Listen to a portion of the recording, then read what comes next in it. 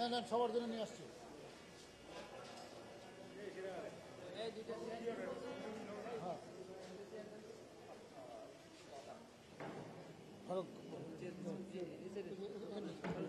না না আপনি বলেন, আপনি বলবেন যে আমার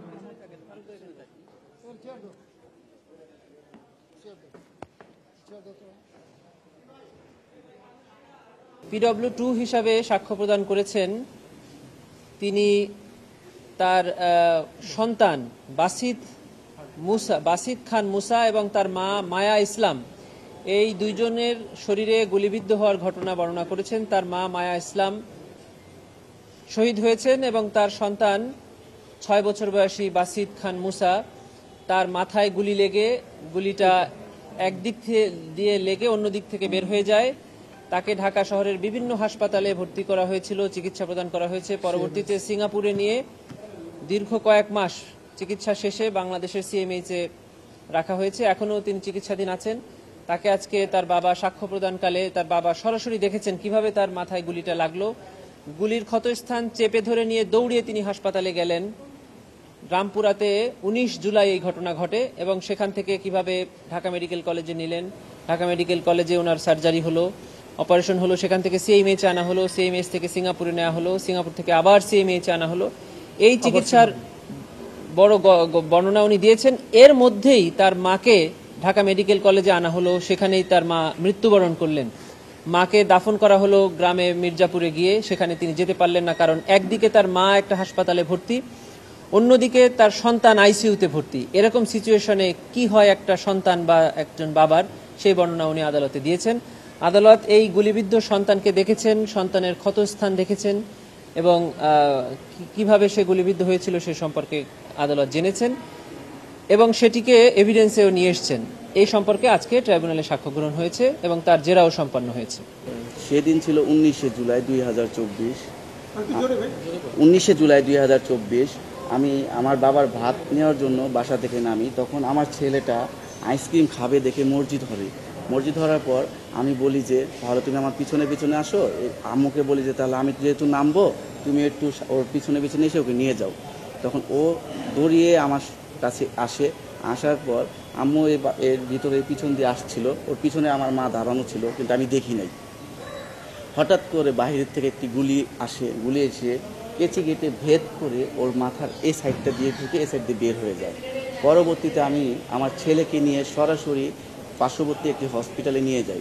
প্রাথমিক চিকিৎসার পর ওকে নিয়ে ঢাকা মেডিকেলের উদ্দেশ্যে রওনা হই। যখন সন্ধ্যা হয়ে যায় তখন আমি আমার মার কোনো খোঁজ খবর পাচ্ছি না, ফোন দিচ্ছি পাচ্ছি না। পরবর্তীতে 8:30টার দিকে আমি আমার এক বাসার কলিগ মানে পাশের ফ্ল্যাটের লোকের সাথে কথা বলি যে আমার মাকে তো পাচ্ছি না, আপনারা একটু দয়া করে আমার মাকে একটু ফোনটা দেন, কথা বলবো। সে বলে কি আপনার মা এই মুসাকে যে গুলিটা লাগছে সেই গুলিটা বের হয়ে আপনার মার পেটে লাগে, তা আপনার মাকেও তো হসপিটালে নিয়ে যাই, ফরাজি হসপিটালে নিয়ে যাই। তখন বলার পর আমি তো আর কিছু বুঝতেছি না যে ছেলেকে নিয়ে থাকবো না মাকে নিয়ে থাকবো। পরবর্তীতে ওই ঢাকা মেডিকেল থেকে ফরাজি মানে বনশ্রীতে যাওয়ার কোনো স্কোপে ছিল না, বাইরে এত গোলাগুলি ছিল এবং কোনো পুলিশই হসপিটাল থেকে বের হতে দিচ্ছিল না। পরবর্তীতে আমার এক আত্মীয়কে ফোন দিয়ে বলি যে আপনি দয়া করে আমার মাকে একটু হসপিটাল থেকে রিসিভ করেন যাতে সে দেখতে পারেন। তার পাশে কেউ ছিল না। পরবর্তীতে আমার আত্মীয় যাওয়ার পর তাকে দেখে যে ফরাজি হসপিটালের ওয়েটিং রুমের চেয়ারে তাকে শোয়ায় রাখা হয়েছে। পরে আমরা অনেক চেষ্টা করি, সেদিনকার রাতেও আর হসপিটালে আনতে পারিনি। পরবর্তীতে আমার বাবাকে 11টার পর মানে রামপুরা বনশ্রী ফরাজি হসপিটালে পাঠাই ঢাকা মেডিকেল থেকে।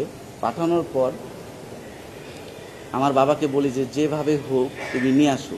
যখন তারা আনতে পারে নাই, সে বলছে যে আজকে রাতটা আপাতত হসপিটালে কাটাই, সকালে আমরা এসে পড়বো ঢাকা মেডিকেলে। পরবর্তীতে আমার বাবা বলছে যে পাচ্ছি না। পরে আমি ঢাকা মেডিকেল থেকে একটি অ্যাম্বুলেন্স পাঠাই যে আমার মাকে নিয়ে আসার জন্য। আমার মাকে নিয়ে আসার রাস্তার ভিতরে আমার মা মারা যায়।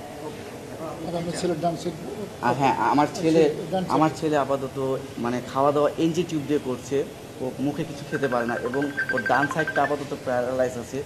এই সাইডটা উন্নত চিকিৎসার মাধ্যমে ঠিক হওয়া সম্ভব, যেটা আমাদের হয়তো বাংলাদেশে খুব কমই আছে। যেহেতু ওর শুরু থেকে শেষ পর্যন্ত চিকিৎসা এখন সিঙ্গাপুরে হচ্ছে, তাই সিঙ্গাপুরের ডক্টর বলছে ঠিক হবে, কিন্তু এটা অনেক সময় লাগবে। হ্যাঁ, আর আর ওর এই মাথার এই সাইডে খুলি নাই, এটা হলো আলাদা আর্টিফিশিয়াল স্কাল্প লাগানো। এখন ওর ডান সাইডটা আপাতত প্যারালাইজ আছে, নড়াচড়া করতে পারে না, কিন্তু ও কথা বুঝতে পারে, শুধু বলতে পারে না, হাঁটাচলা করতে পারে না, স্বাভাবিক খাবার খেতে পারে না।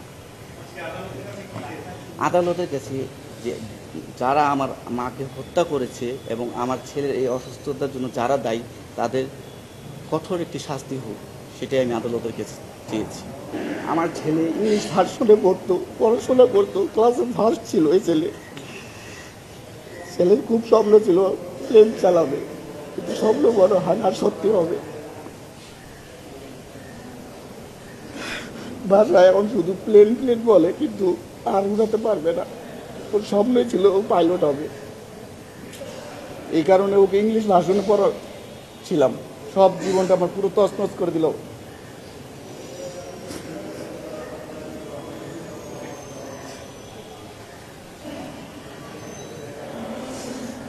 এখন আমার সরকারের কাছে একটাই দাবি যে আমার মা তো মারা গেছে, ছেলেটার যাতে উন্নত চিকিৎসা হয়, ওর কোনো চিকিৎসাতে যাতে কোনো প্রকার অবহেলিত না হয়, এতটুকু আমার সরকারের কাছে দাবি। যাতে কোনো চিকিৎসার খাতে ও পিছিয়ে না পড়ে।